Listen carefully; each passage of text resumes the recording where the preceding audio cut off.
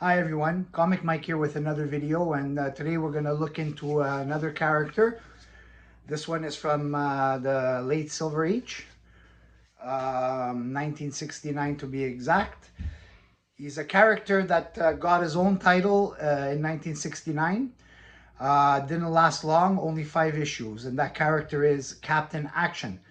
A lot of characters at this time period would usually get a tryout in Showcase, see if it would work in Showcase, and then if it worked well in Showcase and it sold a lot, they were given their own title. But Captain Action went straight into his own series. Captain Action is based on a toy line created by the Ideal Toy Company. There's Captain Action, Action Boy, and one of the main villains is Dr. Evil. He's a strange character, like you see like the brain on his head, and reminds me a bit of Brainiac. But it's got like some of that seriousness and a little bit of the silliness. But in general, it's a good character, great story. I was fortunate enough to have Captain Action toys when I was younger. But at the time, I had no idea like who he really was. I mean, he was just another action figure and a toy that I played with when I was a kid. So let's start off with issue number 1. Now, this is basically his origin. And I believe it's his first comic book appearance. I mean, apart from the toy. You got Superman on the cover. Superman does appear briefly in the story. And what you see on the cover is part of what the story is. The script is by Jim Shooter, the late Jim Shooter. Interior art by Wally Wood. Cover by Carmine Infantino. Really nice cover.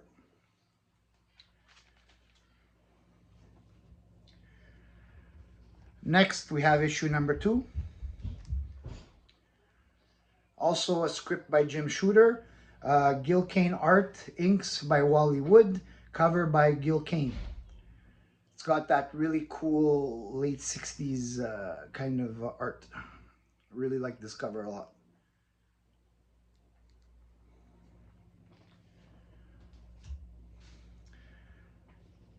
Then we got issue number 3.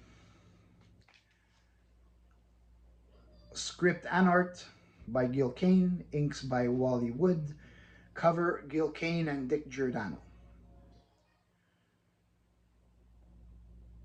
Really nice cover. I love these 60s books. Then we have issue number 4.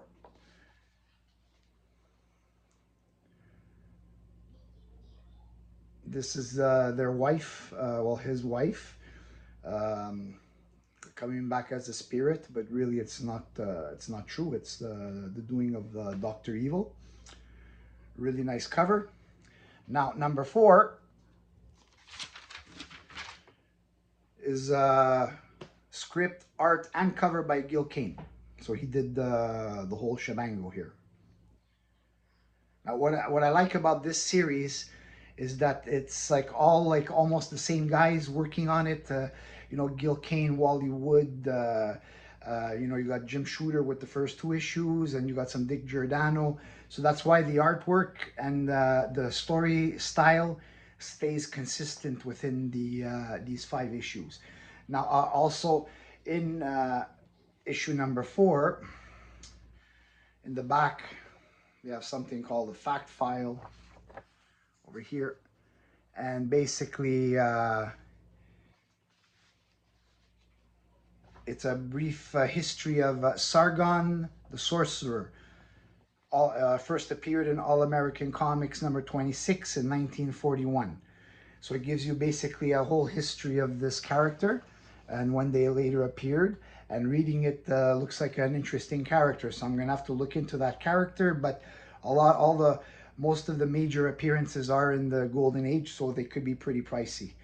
But it does appear The latest appearance that I see over here is cover appearance. Sargon was made in 1944. Yeah, probably. So these are probably going to be pricey books to have.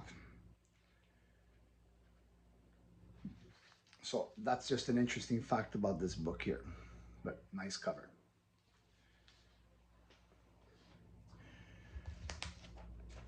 And then we have final issue number 5.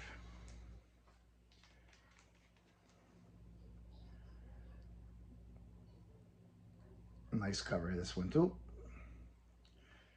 We have the Kane cover.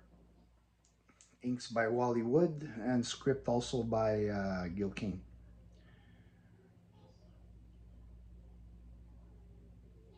Now, obviously, lasting only 5 issues. Probably wasn't very popular amongst comic readers, but I mean, as for the toy line, the toy line did last quite a few years, and so I guess the comic and the toy groups were separate, and it didn't seem to go beyond the 5th issue. Issue number 1. They added in Superman. I believe this is like a tactic that they would use on a character, maybe to try and boost the sales by taking like one of the major characters, throwing him in the first issue, even if it's for a brief appearance or a cover appearance, you know, to help boost the sales. Because I mean, if they didn't know about the toy, the Captain Action toy, then you know maybe it would have been you know, a little skeptical about buying into the first issue. It's not the first time it's been done, and it definitely wouldn't be the last time. They did that for, if I'm not mistaken, Superman on the cover, Shazam #1 from 1973, when they were reintroducing Shazam, Captain Marvel, after 20 plus years from the Fawcett days. And they put Superman on the cover to introduce Shazam, but he didn't appear in the comic. But he actually has a couple of panels in the comic. Nonetheless, it's a great story. It's a fun read. Only 5 issues, mid-grade, very, very good prices you can get on these ones here, easily to get the whole series.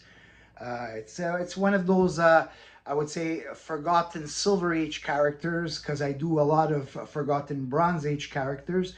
So I'm going to bring out a few of the also in the Silver Age, because there are several characters that didn't last a long time in with their title runs, and so there are some forgotten ones of the 60s. I still have more of the 70s, and I have some more of the 60s, which I will be getting into one at a time. My next video that I will be doing, let's say maybe tomorrow, it will be Superman, because I just saw the Superman movie yesterday. I brought my son. I'll give my review of the Superman movie.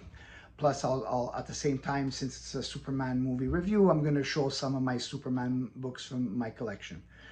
So I hope you like this video, and please like and subscribe if you like my content. And I will see you on the next video.